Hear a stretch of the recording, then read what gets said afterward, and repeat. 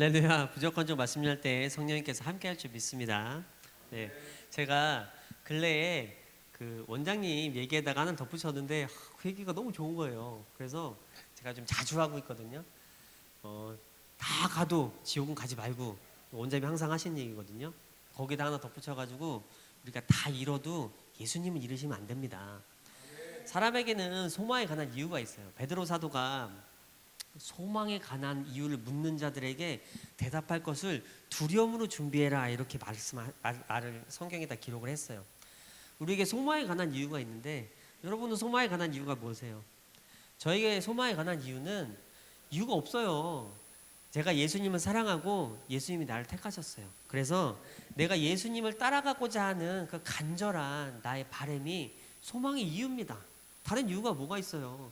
세상 거에도 아무리 이유를 붙여봤자 그게 그렇게 큰 나한테 메리트가 없습니다. 세상 것은 언제나 무너지게 돼 있어요. 아무것도 갖고 온 것이 없거든요. 제게 하나도 없어요. 제가 이번 주에 뭐 하나 깨달은 게 있는데, 두려움은 왜 생길까? 두려움의 근원이요, 소유로부터 나옵니다.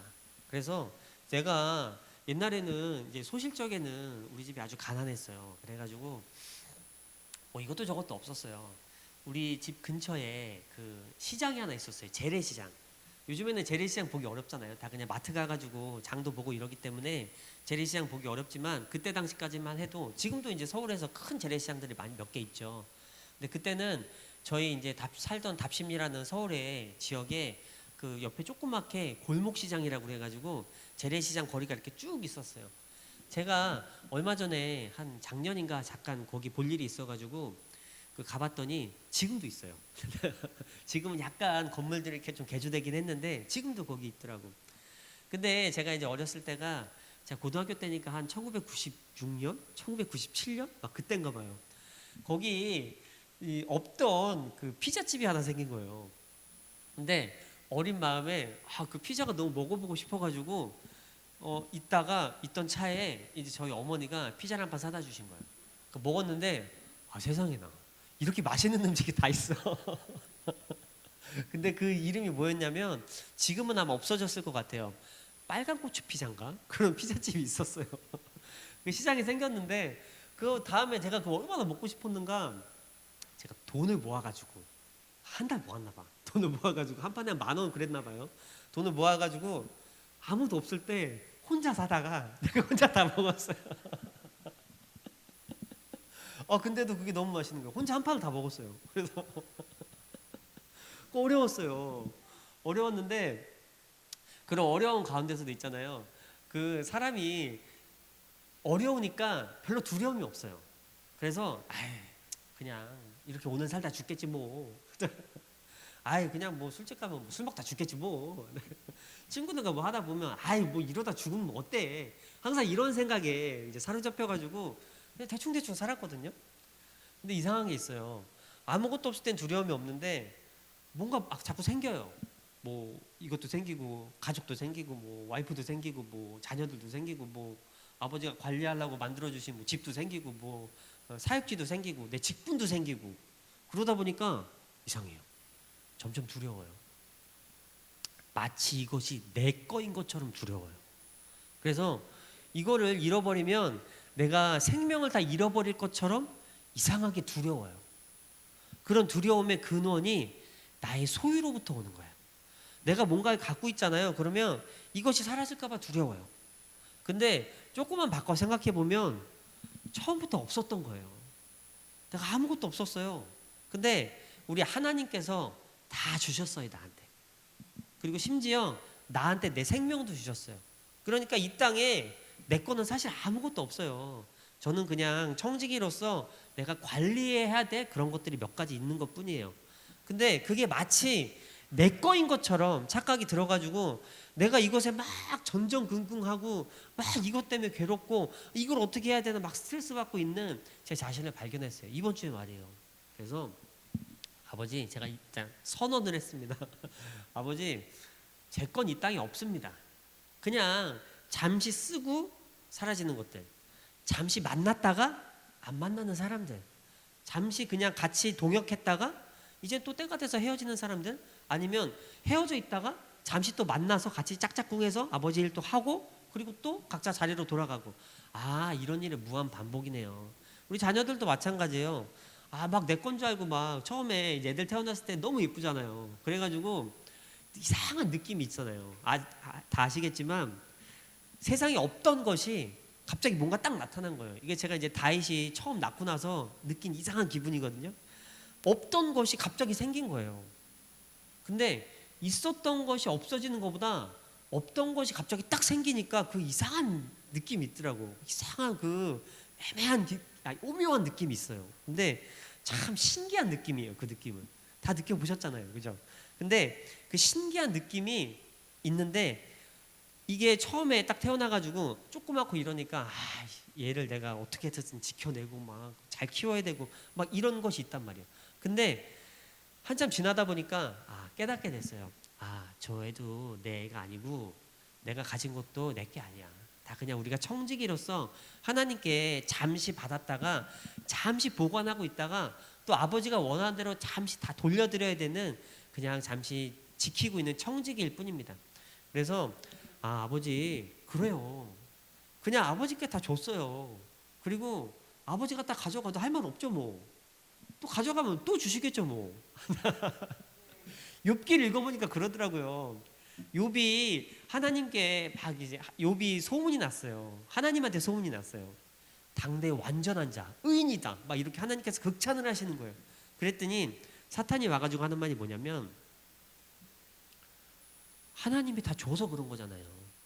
하나님께서 욥한테 다 둘러줘가지고 그런 환경을 줬기 때문에 욥이 그렇게 하나님께 의인이 되고 충성스러운 종이 된 거 아닙니까? 라고 사탄이 옆에서 참소를 하는 거예요. 한마디로 고자질하고 일러 바치고 뜻없이 저 사람을 막 이렇게 근거 없이 막 이렇게 비난을 하는 거예요. 듣고 보니까 그럴만 하잖아요. 그래서 하나님께서 그래 한번 네 맘대로 해봐. 다 없애줘봐. 해서 싹 없앴어요. 싹 없앴는데 또 욥은 다른 사람들하고 다른 거예요. 뭐가 다르냐? 와이프가 와가지고 야 그냥 네 하나님 여호와 저주하고 죽어. 돈도 다 없어졌죠. 자녀들도 다 없어졌죠. 그 다음에 종들도 다 없어졌죠. 심지어 자기 건강도 없어졌어요. 너무 간지러워가지고 하루 종일 앉아가지고 막 이렇게 이걸로 막 긁고 앉아 있는 거예요. 와이프가 와서 또 그냥 죽어. 뭐하러 사냐 그렇게 구질구질하게. 뭐하러 그따위로 살아. 그렇게 구질구질하게 차라리 죽어. 이런 말 많이 들어보셨죠? 여러분 생명이 우리 하나님 거예요. 다른 사람한테 다른 사람이 내 맘대로 안 살고 다른 사람이 좀 똑바로 안 살고 다른 사람이 조금 다르게 산다고 하더라도 그 사람한테 살라 죽으라 할 권한이 나한테 없습니다. 옛날에 이런 거 많이 해봤거든요. 막 나쁜 짓 하는 사람 있으면 저런 인생은 뭐하러 사냐 그냥 죽지. 아무것도 안 하고 맨날 처박혀 있는 사람 보면 저런 사람 뭐하러 저렇게 살고 있냐 죽지. 나 자신한테도 이런 저주 많이 했어요. 맨날 저기 어디 술집 가서 처박혀가지고 맨날 술만 처먹고 앉아있으니까 난 뭐하러 이렇게 사냐 그냥 대충 먹다 죽으면 되지 라는 나한테 저주하고 상대방한테 다 저주하는 이런 저주들이 우리나라에 이렇게 만연해 있어요. 그러니까 자살이 그렇게 많죠. 하나님께서는 듣고 그대로 행하시는 거예요. 내가 선을 말하면 하나님께서 선한 것을 들으세요. 근데 내 입에서 자꾸 악한 것을 말하는 거예요. 아우 저 사람은 어때 저건 어때 뭐하러 사냐 그냥 죽지. 뭐하러 저렇게 그냥 하지 말아버리지. 다 안 되지 뭘. 다 안 된다고 말해버리는 거예요. 근데 제가 다니엘서를 봤더니 다 안 된다고 말한다면은 이 세상 자체가 없는 거예요. 일어날 수 없는 신기한 일들이 일어나서 이 세상이란 것도 하나님께서 만드셨고 나란 존재도 지금 이렇게 존재할 수가 있는 거예요. 이거는 거의 불가능에 가까운 수준인 거예요. 어떤 과학자가 그러더라고요. 생명 자체가 오히려 더 불안정한 것이래요. 죽어서 가만히 있는 움직이지 않는 거가 오히려 안정적이라는 거예요. 생명이 있고 움직이는 거가 이게 거의 불가능하다는 거예요. 근데 일어나고 있잖아요. 내 삶에서 어떤 막 뭐 돈 많이 생기고 막 이래야 뭐 갑자기 뭐 어떤 큰 일이 일어나는 것 같지만 안 그래요. 내가 생명이란 걸 갖고 이렇게까지 살 수 있는 것 자체가 거의 불가능한 일이에요. 근데 하나님께서 그걸 가능하게 하셨잖아요. 근데 그것이 없으면 이 세상 존재 자체가 불가능하다니까요. 근데 그래서 욥한 때, 근데 욥은 그러지 않았어요. 욥은 그러지 않고, 내가 하나님께서 좋은 것도 주셨는데 나쁜 것도 주시지 않겠느냐 하고 하나님을 입술로 저주하지 않았습니다. 그랬더니 하나님께서 욥이 그 이전에 가졌던 것보다 2배나 주셨어요. 자녀들도 2배 주시고 가진 것도 2배 주시고 더 풍성하게 주셨단 말이에요. 아, 하나님께서는 주기도 하시고 뺏기도 하시고 모으게도 하시고 흩게도 하시고 갖게도 하시고 잃게도 하시고 다 하나님의 주권 가운데 있다는 걸 믿으시기 바랍니다. 그래서 너무 두려워하실 필요가 없습니다. 제가 보니까 세상에는 참 두려운 일들이 많아요. 근데 내 것이 없고 우리 아버지께로 내 소유권을 드리면 내가 두려워할 게 없더라고. 제가 어떤 유튜브를 봤어요. 근데 그 지나가는 아주 짧은 뭔가 영상이었는데 그것이 내 마음에 뭔가 큰 여운을 남겼어요. 왜냐하면 사람이 마음속에 여운이 남는다는 건 뭐예요? 나랑 아예 관계가 없는 일을 보면 그것이 내 마음속에 그렇게 크게 남지 않아요. 근데 나랑 조금이라도 관계가 있으면 그것이 내 마음속에 와서 찌르는 경우가 많습니다. 제가 뭘 봤는데 어떤 여자가 나왔는데 어떤 여자가 다리가 중간이 없고 무릎 위까지만 있어요. 그리고 무릎부터 무릎 밑에 종아리까지 없고 밑에 발 요만큼이 있는데 발하고 요만큼 을 다리에다가 이렇게 거꾸로 붙여놓은 거예요. 좀 이상하죠. 근데 거기까지 봤을 때는 참 신기하다. 왜 저 여자가 저렇게 태어났나? 이렇게 생각을 했더니 그게 아니었던 거예요.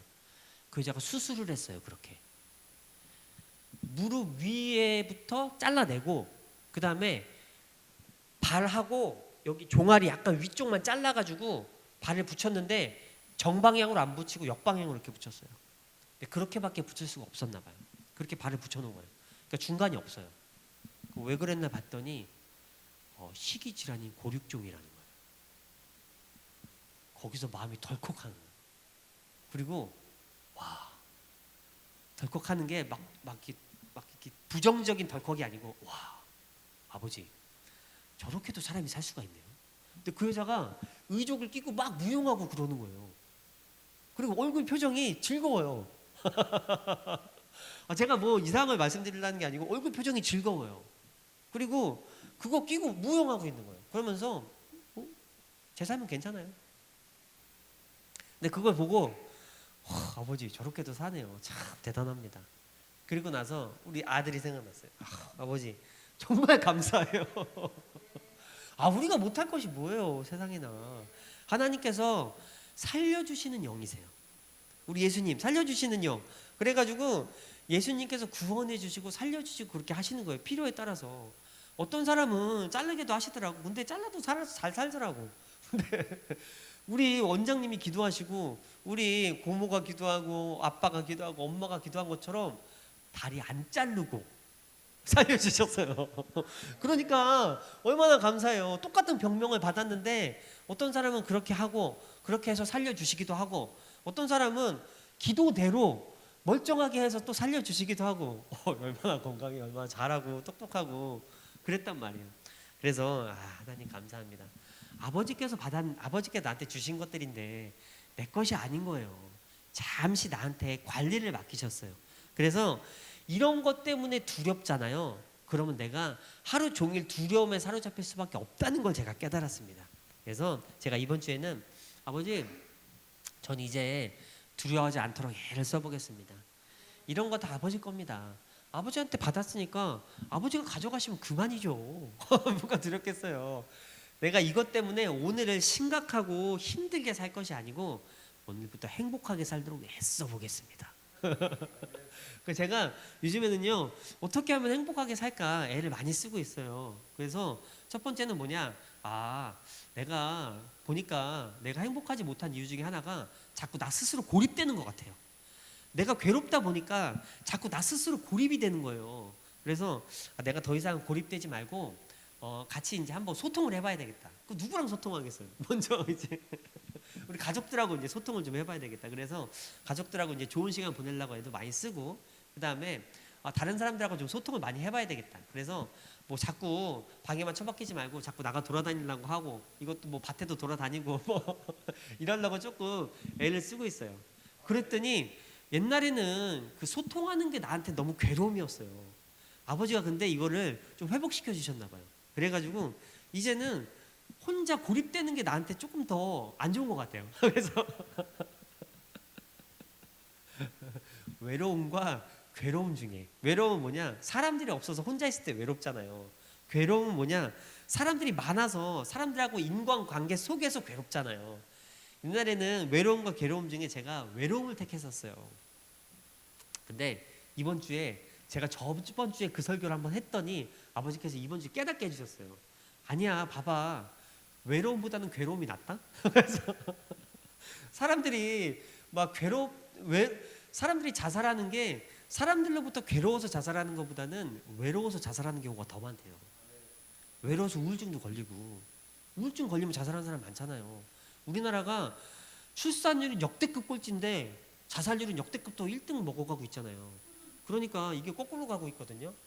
아버지가 우리에게 금식을 주시고 많은 사람들이 와서 금식하고 회복해야 되는 이유가 여기 있습니다. 생명도 살려야 되고 그 사람들의 마음에 평안을 집어넣어줘야 돼요. 다들 부정적인 마음들과 세상 환경들에 의해서 괴로움들이 말도 못합니다. 근데 이 괴로움들은, 세상에서 받은 괴로움은 세상에서 해결할 수가 없어요. 인간이란 게 세상 것을 가지고 괴로움을 해결할 수가 없습니다. 아버지의 영을 받아서 내 속이 깨끗해지고 하나님의 마음 향한 청결한 마음을 갖지 않으면 세상 욕심에 붙잡혀가지고 막 그거 쫓아가는 게 아니고, 하나님으로부터 청결한 양심과 마음을 받지 못하면 내가 행복해질 수 있는 길이 없어요. 그렇기 때문에 금식해서 성령 충만 받고 깨끗하고 행복한 마음을 가져야 내가 행복합니다. 행복하지 않고 재물 가져서 뭐 하겠어요. 어떤 사람 재산이 2조래요. 게임 회사 회장인데 창립주예요. 이 사람이 자살하더라고. 우울증 걸려가지고 행복하지 못해요. 돈이 많다고 행복한 게 아니고 돈이 없다고 불행한 것도 아니에요. 행복과 불행은 하나님으로 받은 선물이에요. 전도서에 그렇게 써 있어요. 그렇기 때문에 금식해서 회개하고 성령 충만 받아가지고 행복한 마음 받으시길 축복드립니다. 그래서 두려움 너무 많이 갖지 마세요. 내 거 없습니다, 세상에. 하나님께서 지켜주시면 지켜주는 거고, 하나님께서 뺏어가시면 뺏기는 거예요. 빼앗겨도 우리 아버지 거요. 내가 얻어도 우리 아버지 겁니다. 나부터도 우리 아버지 거예요. 우리가 예수님의 소유예요. 이디오스예요. 그의 것이에요, 우리가. 근데 우리가 그의 것인데 자기 백성을 찾으러 오신 우리 예수님 우리가 몰라보면 어떡하겠습니까? 그래서 우리 소망에 관한 이유는 우리 주 예수 그리스도, 나의 구원자이시고 나의 생명의 구원자이신 우리 예수 그리스도가 나의 소망이 되는지 믿으시기 바랍니다. 그래서 오늘 말씀 한번 전해보도록 하겠습니다. 오늘 말씀은 스가랴서 말씀입니다. 스가랴서는 학개와 스가랴 선지자가 같은 시대 선지자 사람들이에요. 이 사람들이 언제 활동하던 사람들이냐면요, 예루살렘이 멸망해가지고 유다 백성들, 남유다 백성이 멸망해가지고 바벨론의 포로로 잡혀갔어요. 그런데 포로로 잡혀갈 때 예레미야를 통해서 예언이 나왔어요. 뭐였냐면 70년이 지나면 이 포로가 마치겠다는 예언이었어요. 근데 70년이 찼거든요. 그래서 1차 포로 기한, 2차 기한, 3차 기한을 통해서 많은 이스라엘 백성들이 자신의 땅들로 돌아올 수 있었어요. 원래 그것도 자기 것들 아니었어요. 원래 가나안엔 다른 백성들 살고 있었어요. 근데 그것도 하나님이 출애굽을 통해서 주셔가지고 자기 땅처럼 이렇게 살고 있던 그 땅에서 쫓겨났다가 바벨론으로 다시 그 땅으로 돌아오게 되었습니다. 돌아왔는데 돌아오자마자 이제 이 사람들이 성전을 지으려고 시작을 했습니다.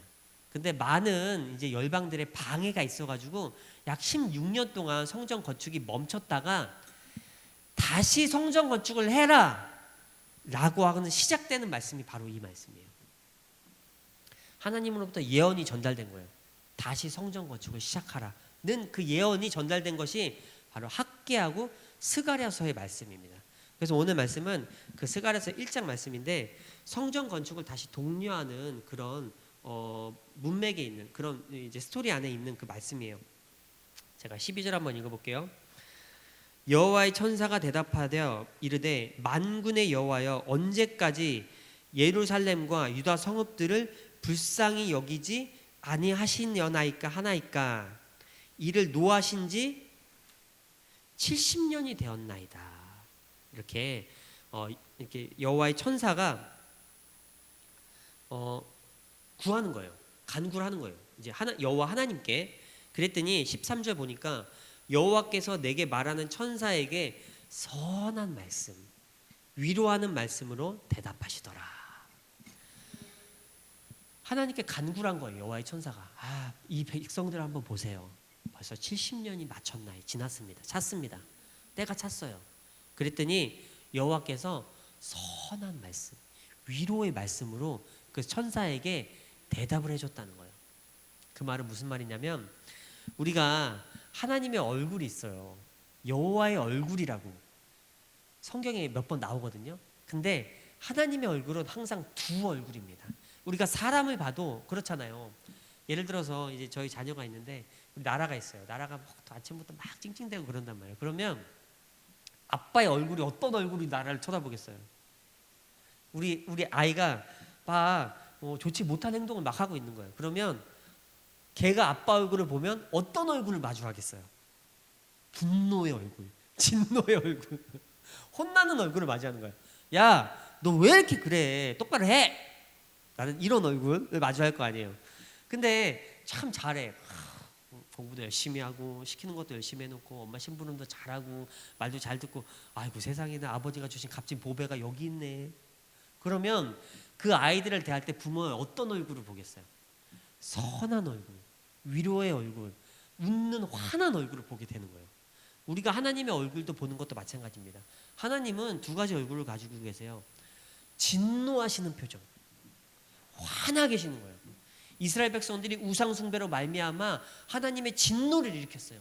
진노하시는 하나님의 얼굴은 어떤 얼굴이겠어요? 그 얼굴을 마주하면 그날이 내가 죽는 날인 거예요.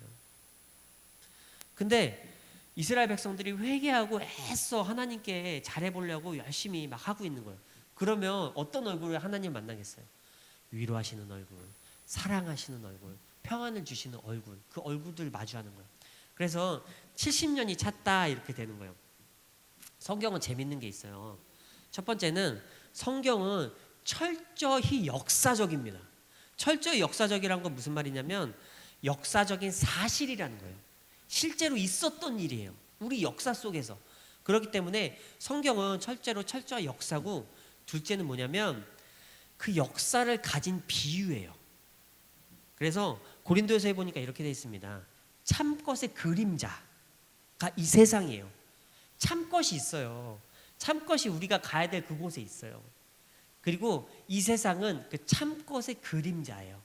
그래서 만약에 강렬한 빛이 있잖아요. 그러면 여기 뭔가 물체가 있어요. 물체가 있으면 이쪽에서 빛을 비치면 여기 바로 그림자가 가서 맺히잖아요. 그러면 우리가 보고 있는 이 세상은 저 그림자인 거예요. 실체가 따로 있어요. 영적인 실체, 그리고 천국의 실체가 따로 있어요. 우리 하나님한테 실체가 따로 있어요. 근데 우리가 보고 있는 것은 저 그림자예요. 그게 바로 역사인 거예요. 그렇기 때문에 이 역사는, 우리가 갖고 있는 이 역사는, 실제로 일어난 들은 이 지금 또 일어나고 있는 이 시간 속에 갇혀 있는 이 역사는 이것의 그림자입니다. 그렇기 때문에 그 역사가 비유예요. 참것의 비유예요. 그래서 우리가 역사를 보면 참것을 유추할 수 있어요. 확연하게 볼 수가 없어요. 언제 확연하게 볼 수가 있느냐? 우리 예수님 만나고 우리 성령께서 충만하게 하시고 우리 예수님 만나러 가면 그날에는 우리가 더듬더듬 보거나 애매하게 보거나 흐릿하게 보는 것이 아니고 확연하게 볼 수 있습니다. 그때까지는 우리가 이 역사를 통해서 이 참것을 아주 그림자로만밖에 볼 수가 없어요. 실체가 잘 안 보여요. 그게 바로 역사예요. 그 비유예요. 그래서 70년이라는 것은, 70년이 지났다는 것은 때가 찬 거잖아요. 70년이 지났다는 것은 역사적으로는 실제로 70년이 딱 찼어요. 그래서 이제는 성전을 건축할 시기가 된 겁니다. 그 두 번째는 뭐냐? 70이라는 것은 비유예요. 그래서 온전한 회개를 나타내는 비유입니다. 이스라엘 백성들이 포로로 잡혀가서 그 70년 동안 어떤 일이 있었느냐? 회개했어요. 자신들이 우상 숭배한 것들, 자신들이 잘못했던 것들에 대해서 철저하게 회개를 했기 때문에 하나님께서 이제는 돌아가게 하실 수 있는 끈이 됐어요. 모두 다 회개했다고 말할 수 없어요. 왜냐하면 그 사람들이 돌아와서 하는 짓들이 나쁜 짓들도 많았거든요. 온전히 모든 사람이 다 회개했다 그런 것이 아니고 이스라엘 백성들이 회개를 하나님께서 받으셨다. 이스라엘 백성들의 고통을 하나님께서 보셨다. 이스라엘 백성들이 고통하는 걸 보고 오늘 뭐라고 되어 있냐면 잠깐 제가 12절 한번 볼게요. 아니 12절이 아니고 16절 한번 볼게요. 그러므로 여호와께서 이처럼 말하노라. 내가 불쌍히 여김으로 예루살렘에 돌아왔은즉 내 집이 그 가운데 건축되리니 예루살렘 위에 먹줄이 쳐지노라. 15절도 한번 볼게요. 안일한 여러 나라들 때문에 내가 심히 진노하나니 나는 조금 노하였거늘 그들은 힘을 내어 고난을 더하였음이라. 이렇게 되어 있습니다. 하나님께서 이스라엘 백성들을 불쌍히 여기셨다는 거예요. 왜 하나님께서는 이스라엘 백성들을 불쌍히 여기셨을까요? 제가 신명기 32장 36절을 찾아봤거든요. 그랬더니 이렇게 기록되어 있습니다. 참으로 여호와께서 자기 백성들을 판단하시고 그 종들을 불쌍히 여기시리니 곧 그들의 무력함과 갇힌 자나 노인자가 없음을 보시는 때로다. 하나님께서 그 백성들을 보고 불쌍히 여기시는 때가 있는데 언제냐면 그들이 갇혀가지고 무력해서 아무것도 할 수 없는 때에. 옛날에 사사기도 그랬거든요. 그 백성들이 이방 열방에 압제를 당해가지고 아무것도 할 수가 없는 거예요. 그때에 여호와 하나님께 부르짖는 거예요. 하나님 살려주세요. 그랬더니 하나님께서 그들을 보시고 사사들을 보내서 거기서 구원하시는 역사를 우리가 봤습니다. 역사적으로 성경의 역사로. 그랬는데 하나님께서 언제 그들을 불쌍히 여기시냐? 그들이 압제당하고 고통스럽고 갇히고 아무것도 할 수 없는 무력감에 젖어 있을 때에 하나님께서 그들을 불쌍하게 보신다는 거예요. 그러고 보니까 바벨론 백성 포로로 잡혀가지고 70년 동안 아무것도 할 수 없는 그 백성들을 보고 하나님께서 불쌍하게 여기셨다는 거예요. 그 불쌍히 여겼다는 말을 다른 말로 하면 바로 이겁니다. 긍휼. 하나님께서 긍휼을 내리시는 거예요. 그래서 사람을 불쌍하게 보시는 거예요. 불쌍하게 보지 않는 사람이 있는가 하면 불쌍하게 보시는 사람이 있는 거예요. 왜 그럴까? 제가 봐도요, 어떤 사람은 아무리 저 사람이 어려움을 당해도 내가 머리로는 알겠어. 머리로는 저 사람이 어려운 걸 알아서 내가 도와줘야 되는 걸 알겠어. 근데 너무너무 마음이 가질 않아요. 저 사람이 좀 어려워가지고 내가 돈 좀 주고 싶은데 마음이 안 움직여. 그래서 꺾어가지고 내가 주려고 했던 것보다 한 3분의 1 깎아가지고 줬던 경우도 있고 그런 거예요. 이상해요, 마음이. 근데 어떤 사람은 자꾸 그 사람의 뒷모습이 생각나요. 마음이 짠해. 그냥 그 사람 저기서 가서 일하고 있거나 하고 있는 거 보면 뒷모습을 보니까 마음이 짠해. 그 마음이 짠한 게 뭔지 아세요? 그 사랑이에요. 사랑하는 사람은, 사랑하지 않는 사람은 그 사람이 뭐라든 별로 관심이 없어요. 그냥 그러든가 말든가 근데 사랑하는 사람은 마음이 짠해. 이상하게. 뭔가 막 고생하고 있으면 가서 도와주고 싶어. 뭔가 힘들어하고 있으면 가서 돈이라도 좀 쥐어주고 위로해주고 싶어. 마음이 짠해. 그게 긍휼함인 거예요. 긍휼함의 근원은 사랑인 거예요. 하나님께서 알 수 없는 이유로 이스라엘 백성들을 사랑하신 거예요. 그렇기 때문에 그들이 잘못하면 진노하시는 거예요. 분노의 다른 근원은 사랑입니다. 가장 큰 분노는 가장 큰 사랑에서 나와요.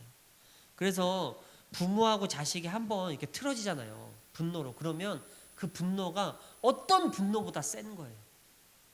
어떤 자식은 제가 보니까요, 막 발발발발 뛰어요. 막 내가 엄마를 죽이기 위해서 살겠다 막 그러면서 막 발발발발 뛰어요. 막. 근데 벌써 눈이 돌아갔어. 제가 보니까 제 친구인데 눈이 돌아가요. 막 부모 얘기만 하면 눈 돌아가는 사람들 많죠. 왜 그러겠어요? 가장 큰 분노는 가장 큰 사랑에서 나오는 거예요. 근데 그 사랑에 충족되지 못하니까 오히려 그것이 막 어마어마한 분노를 일으키는 거예요. 누구보다도 분노하는 거예요. 근데 거꾸로 말해도 마찬가지입니다. 긍휼도 사랑에서 나오는 거예요. 짠한 마음, 자비로운 마음, 불쌍하게 여기는 마음이 나오는 거예요. 사랑으로부터. 그렇기 때문에 이스라엘 백성들을 하나님께서 사랑하시는 거예요.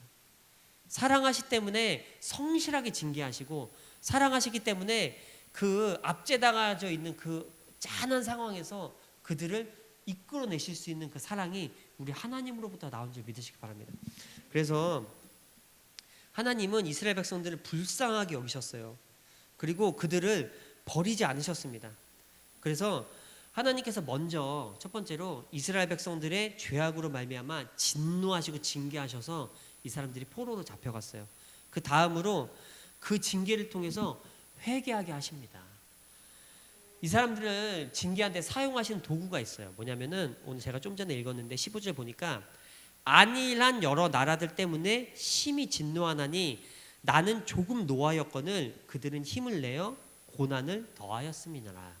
그러니까 하나님이 이스라엘 백성들을 징계하시는 방법이 열방들에 있는 거예요. 예를 들어서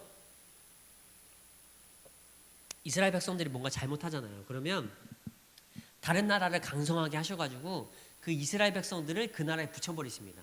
바벨론, 아수르 뭐 이런 나라들한테 붙여요. 그러면 이 사람들이 쳐들어와서 이스라엘 백성들을 다 멸망시켜버려요. 괴롭잖아요. 고통스럽잖아요.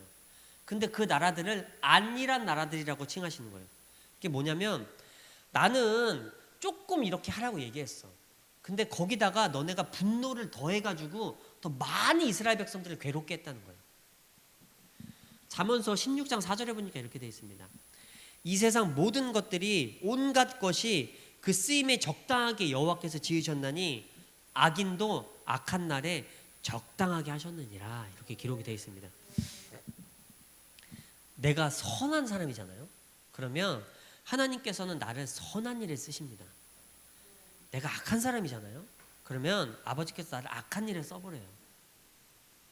선한 일도 이렇게 하는 일도 이렇게 하는 일도 하나님께서 하시는 사역이 하시는 일이세요. 근데 내가 선한 일에 쓰임을 당하잖아요. 그러면 하나님께서 선한 일에 나를 쓰시고 나한테 복을 주세요.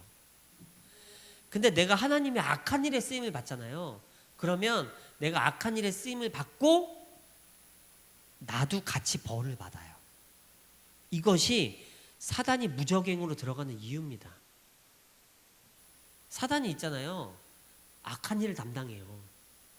그래가지고 어떤 사람이 잘못을 하면 하나님께서 사단 마귀 귀신한테 권세를 주세요. 무슨 권세를 주느냐? 그 사람을 주관할 수 있는 권세를 주세요. 그러면 사단 마귀 귀신이 들어가면 다 뒤집어 버려요. 삶을. 그 권세가 하나님으로부터 와요. 계시록에 보니까 사단 마귀가 움직이는데 권세를 받았어요. 이거 신적 수동태라고 그래요. 그래가지고 준 사람은 없는데 이 사람들이 권세를 받았어요. 이 사단 마귀 귀신이. 누가 줬겠어요? 하나님이 줬어요. 요한 1서에 보니까 이렇게 돼 있어요. 하나님께서 나신 자가 그들을 지키심에 악한 자가 와서 만지지도 못한다고 써 있습니다. 우리가 예수의 것이에요. 그러면 악한 자가 우리를 만지지도 못해요. 전제가 있어요. 허락이 없으면. 허락 없이 우리를 아무도 와서 건드릴 수가 없어요. 왜? 우리가 주의 것이기 때문에. 우리가 하나님의 종이고 예수 그리스도의 종이기 때문에 아무도 와서 우리를 건드릴 수가 없다니까요. 그 말씀이 그렇게 생겼잖아요. 아무도 와서 우리를 건드릴 수가 없어요. 단 허락받기 전까지는. 허락을 받으면 합법적으로 건드릴 수가 있어요. 그래서 사단마귀 귀신은 경찰 같은 존재라는 거예요. 우리가 뭔가 잘못을 하잖아요. 그러면 합법적으로 감옥에 갇히는 것처럼 사단 마귀 귀신의 그 무적행이 문이 열려요, 내 삶에. 그래서 다 뒤집어 버려요. 다 뒤집어 버려요. 언제까지? 70년이 찰 때까지. 실제로 70년이냐? 이스라엘 백성들한테는 역사적으로 그것이 실제로 70년이라고 아버지께서 알려주셨어요. 근데 우리 삶에서 70년은 언제냐? 회개가 온전하게 이루어지는 그날, 내 행위가 완전해지는 그날, 아버지께 온전하게 내가 회개를 돌려드리는 그날, 내 나쁜 짓이 그치는 그날, 내 모욕이 그치는 그날, 내 손가락질이 그치는 그날, 악한 입이 떠나는 그날, 내 음란한 행위가 사라지는 그날, 이 회개의 때입니다. 그렇게 회개의 때가 되면 아버지께서 그때 우리를 불쌍하게 여기시는 거예요. 그래서 이런 사단마귀 귀신의 경찰들이 움직이고 그 사단마귀 귀신들의 쓰임을 받는 사람들이 있어요. 평소에 악행을 하는 사람들. 그래서 예를 들어서 어떤 사람 A가 하나 있어요. 이 사람을 훈련시키려면 이 사람을 압제해야 되잖아요. 선한 사람을 통해서 이 사람을 압제하겠어요? 선한 나라를 통해서 이 사람을 압제하겠어요? 선한 사람한테는 시켜도 못해요. 평소에 안 해본 일이라서. 저는 뭐 주먹 잘 쓸지도 몰라요. 사람 때려본 적도 별로 없고 평생에 한두 번 있을까 말까요. 근데 저한테 갑자기 가가지고 야, 저 사람 가서 뭐야 아구창 한 대 날려. 아, 아구창이 뭐야 죽탱 뭐 하여튼 여기 한 대 때려. 여기 한 대 때려. 제가 그럼 가가지고 좋다고 가서 때리겠어요? 나는 이거 안 나가요. 해본 적이 없어가지고 아무리 하려고 해도 안 나가. 그런단 말이에요. 근데 평소에 맨날 사람들 때리고 다니는 깡패 같은 놈이 하나 있어요. 걔한테 아버지가 쟤를 때리라는 명령이 떨어졌어요. 떨어지기도 전에 날아가서 벌써 맞았어요. 항상 걔는 애들 때릴 준비가 돼 있어. 맨날 그러고 다니기 때문에. 그래서 아버지가 악한 날에는 악한 사람들도 적당하게 다 지으셨어요. 그래가지고 악한 데 쓰세요. 선한 데 안 쓰세요. 악한 데 쓰신단 말이에요. 만약에 내가 악하게 쓰임받고 있는 부분이 있다, 다른 사람을 악하게 훈련받는 데 쓰이는 부분이 나한테 있다, 그러면 그걸 회개해야 되는 거예요. 그것 때문에 내가 복을 못 받아요. 내 악행 때문에 자꾸 내가 악한 데 쓰이고 있는 거예요. 막 수근수근한 데 쓰이고 있는 거예요. 어떤 사람들 보면 맨날 가서 수근수근하고 다녀. 그러면서 내가 하나님의 사랑받는다고 말하지만 하나님이 나를 거기다 쓰고 있는 거예요. 너 맨날 수근수근하고 다니니까 그래 한번 잘해봐라. 야 열심히 한번 살아봐. 맨날 내가 뒤에서 나쁜 짓 하고 다니는 거예요. 사람들 뒤에서 모욕하고 다니고 어떻게 하면 저 사람을 안 되게 할까 하고 맨날 그런 계획만 세우고 있는 사람이에요. 그러면 내가 네가 내 계획 실행하게 해줄게. 내가 쟤를 지금 좀 버려야 되거든. 근데 내가 네 계획이 실행되게 해줄게. 왜냐면 얘는 맨날 머릿속으로 악한 계획만 하고 있는 거예요. 어떻게 하면 저 사람을 골려줄까? 어떻게 하면 저 사람을 뒤통수 칠까? 어떻게 하면 저 사람을 뒤에서 험담 한 번 더 할까? 맨날 이런 생각에 사로잡혀 있으니까 너 가서 하던 대로 해. 살던 대로 살아. 계시록 22장에 보니까 뭐라고 되어 있는지 아세요? 뭐 악한 자, 음행하는 자, 뭐 우상 숭배하는 자, 점치는 자 다 성 밖에 있을지어다. 니네 살던 대로 살아라. 계시록에 그렇게 써 있어요. 하던 대로 하라고. 심판이 곧 다가올 건데 니네 그냥 하던 대로 해. 수근수근하고 싶으면 수근수근해. 음행하고 싶으면 계속 음행해. 거짓말하고 싶으면 계속 거짓말해. 니네 살던 대로 살아. 그러나 곧 심판이 다가온다 라고 계시록 마지막 장에 그렇게 써 있어요. 그래서 사단마귀가 이렇게 움직여가지고 있잖아요. 네, 나한테 좋은 것도 갖다 주고 하기도 하고, 천사가 움직여서 나한테 좋은 것을 갖다 주기도 하고, 사단마귀가 움직여서 나한테 나쁜 것을 갖다 주기도 합니다. 거꾸로 말하면 사단마귀가 움직일 때는 나한테 나쁜 일이 생길 거고, 천사가 움직이면 나한테 좋은 것을 갖다 주시는 때인 거예요. 그래서 우리가 전심을 다해서 회개해야 되는 이유는 아버지께서 그 영혼들 위해서 그때를 감축시켜 주신다고 하셨어요. 그게 바로 금식과 회개예요. 나한테 징계의 기간이 있잖아요. 그러면 금식하고 회개하면 그 기간을 단축시켜 주신다고 아버지께서 약속을 하셨어요. 자, 넘어갈게요. 아니란 나라는 그런 나라들입니다. 15절 말씀. 그래서 16절, 17절 보니까 이렇게 되어 있습니다. 그가 다시 외쳐 이르기를 만군의 여호와의 말씀에 나의 성읍들이 넘치도록 다시 풍부할 것이라. 여호와가 다시 시온을 위로하며 다시 예루살렘을 택하리라 하라 하니라. 그 징계의 때가 끝나면 아버지께서 그들에게 다시 사랑을 나타내시는 거예요. 내가 애써 회개하고 괴로운 순간도 우리 예수님 놓지 않고, 욥처럼 말이에요. 나한테 좋은 일이 생길 수도 있고 나쁜 일이 생길 수도 있지. 좋은 일 생기면 예수님 좋다고 따라다니는 척 하다가 나쁜 일 생기면 아이고 예수님 같은 소리 하네, 내가 차라리 절에 갔으면 말지. 옛날에 실제로 어떤 목사님 와서 이런 얘기 하셨어요. 내가 절에 가서 살았어도 내가 이렇게 어려움을 당했을까? 그 말 들어보니까 그 사람의 인생이 보이죠. 좋은 일 있을 때는 아이고 예수님 뭐 이러다가 나쁜 일 있을 때는 뭐 예수님 뭐 절에 가서 사는 게 낫지. 그 입술이 얼마나 부정하고 우상숭배스럽냐고요. 내 입술이 우상숭배를 하는 거예요.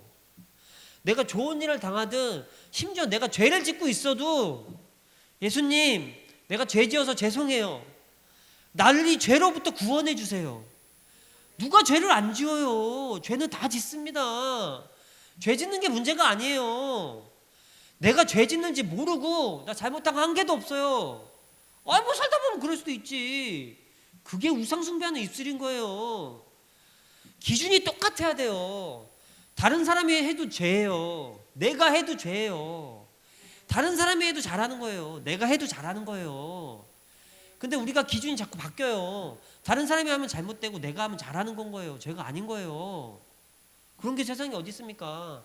죄는 누구나 다 지을 수 있습니다. 그게 바로 겸손한 마음이에요. 내가 죄를 지을 수 있어요. 얼마든지. 단 아버지 나도 죄를 지었어요. 죄송합니다. 나를 죄에서 벗겨주세요. 잘못했습니다. 용서해 주세요. 회개하면 아버지께서 벗겨주시는 거예요. 나 잘못한 거 없는데요? 그게 뭘 죄예요. 뭘 나한테 자꾸 잘못했다고 그래. 네 인생이나 가서 잘 살아. 그거는 교만한 입술입니다. 겸손한 입술은 아버지 잘못했습니다. 저도 죄를 지었어요. 제가 죄를 지었어요. 나를 여기서 벗겨줄 수 있는 분은 우리 아버지밖에 안 계십니다. 내가 이렇게 악해요. 나를 여기서 벗겨줄 수 있는 분은 우리 아버지밖에 안 계십니다. 라고 하는 회개가 아버지 앞에 상달되어서 70년이 끝나잖아요. 그러면 이렇게 해주시겠다는 거예요. 17절처럼 넘치도록 풍성할 것이며 여호와가 다시 시온을 위로하시며 다시 예루살렘을 택하리라. 다시금 성전을 지어주시겠다는 거예요. 성전이 무너졌습니다. 근데 그 성전을 다시 재건할 수 있는 은혜를 주시겠다는 거예요. 세상에나 돈 많고 뭐 하면 뭐 합니까? 이곳이 무너지면 우리 생명이 없는 거예요. 우리 성령께서는 성전에 임하세요. 성전은 뭐 하는 곳이냐면 영이 임하시는 곳이에요. 신이 계신 곳이에요. 옛날에는 그 성전의 모형을 역사적으로 딱 나타내 주셨어요. 그래가지고 솔로몬도 짓고 뭐 처음에는 장막이 있었죠. 광야에. 근데 그 장막을 솔로몬을 통해서 멋진 건물 성전으로 지으셨어요.